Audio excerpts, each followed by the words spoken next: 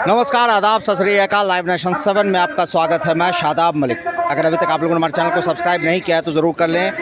बिहार में सड़कों पर जहां एक तरफ अभ्यर्थी छात्र उतर रहे हैं तो वहीं शिक्षकों की भी तादाद कोई कम नहीं है। लगातार सड़क पर उतरना आम बात है। ऐसे में एक बार फिर पटना का गर्दनी बाग भरा पड़ा है उन्हीं शिक्षक नियुक्ति को लेकर अभ्यर्थियों थे। और इस मौके पर मौजूद हैं AIMAIM के विधायक अख्तरुल ईमान साहब।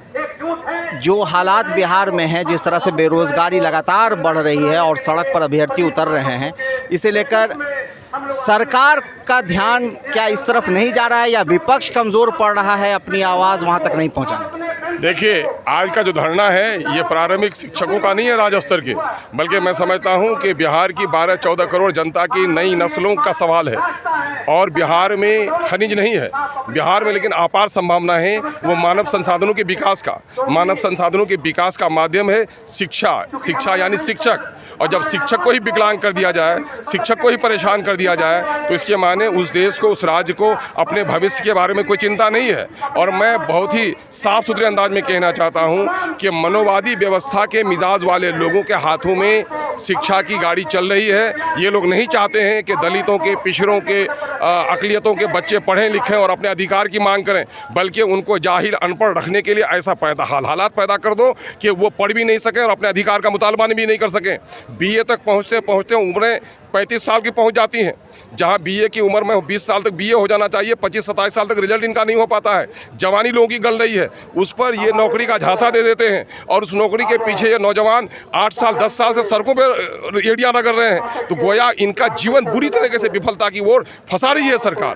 किसी के जीवन के साथ खिलवाड़ करने का सरकार कोई अधिकार नहीं है। आप नौकरी देना चाहते हैं, समयबद्ध तौर पर कीजिए कि कितने दिनों में दीजिएगा, कितने दिनों में नहीं दीजिएगा। आप जितना स्कूल का जो एकेडमिक कैलेंडर है उसको ठीक कीजिए। और सबसे बड़ी बात यह है कि शिक्षकों की उचित तनख्वाह मिलनी चाहिए। एक ही स्कूल में आप एक शिक्षक को 4 शिक्षकों की तनख्वाह देंगे और ये को तनख्वाह नहीं देंगे। और ये लोग कहते हैं कि साहब हम पॉलिसी लागू नहीं करेंगे पेंशन की। तो मैंने साफ अभी कहा है कि पहले खुद करो तब दूसरों को करने कहो।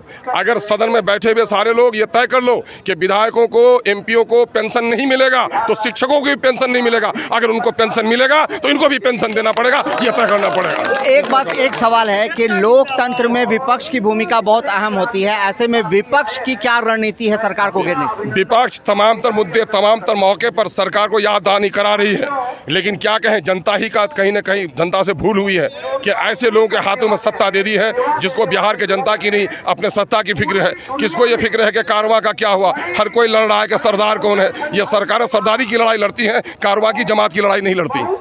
तो ये सरकार सरदारी की लड़ाई लड़ती है और विपक्ष का यही कहना है कि जिस तरह सरकार नज़रअंदाज कर रही है इन सारी चीज़ों को, अब देखना है कि सरकार आगे क्या करती है। बने रहे हमारे साथ, देखते रहे हमारा वीडियो। अगर अभी तक आप लोगों ने हमारे चैनल लाइव नेशन 7 को सब्सक्राइब नहीं किया तो जरूर कर लें।